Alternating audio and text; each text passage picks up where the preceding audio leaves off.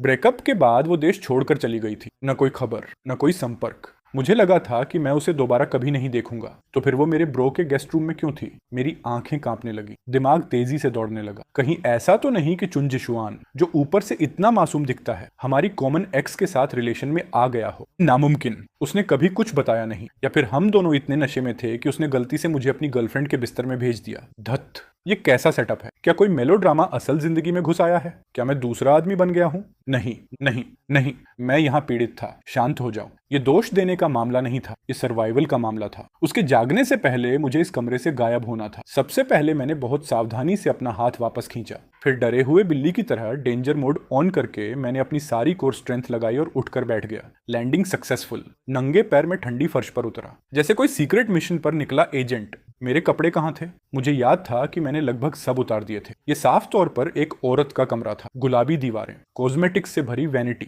और मेरे कपड़े बिस्तर के पैरों की तरफ करीने से तह करके रखे हुए थे। मेरा दिल बैठ गया। उन्हें तह किसने किया? कहीं चुन जिशवान ने तो नहीं? या शायद नहीं। सोचना बंद करो, शर्मिंदगी से ही मर जाऊंगा। मैंने बिजली की रफ्तार से कपड़े पहने, मोजे तक नहीं पहने, फोन उठाया और दरवाजे की तरफ दौड़ा। बस 3 कदम बाकी थे। 2 कदम, 1 कदम। मेरा हाथ डोर नॉब तक पहुंच गया। जीत सामने थी। बस नीचे जाकर चुन जिशवान को लात मारकर जगाना था। फिर ऐसे एक्ट करना था जैसे कुछ हुआ ही नहीं। शायद मेरी जिंदगी बच जाती। लेकिन तभी पीछे से एक ठंडी आलसी सी आवाज आई, गुआनियन। मेरे शरीर का एक एक बाल खड़ा हो गया। मैं वहीं जम गया, जैसे शर्म से बनी हुई कोई मूर्ति। खत्म। मैं पूरी तरह खत्म हो चुका था। इस वक्त तो मुझे रातों रात पृथ्वी छोड़ देनी चाहिए थी। मेरी गर्दन जंग लगे रोबोट की तरह धीरे धीरे मुड़ी। एक क्लिक, फिर दूसरा क्लिक। बिस्तर पर चुन वांचिंग बैठ चुकी थी। उसकी खूबसूरत आंखें मुझे घूर रही थीं। गुस्सा, मजाक, समझ नहीं आया। वो बस चुपचाप मुझे देख रही थी। कमरे की हवा तक जम गई। मैं इतना शर्मिंदा था कि अपने पैरों से पूरा एक कॉन्डो खोद सकता था। मेरा गला सूख गया।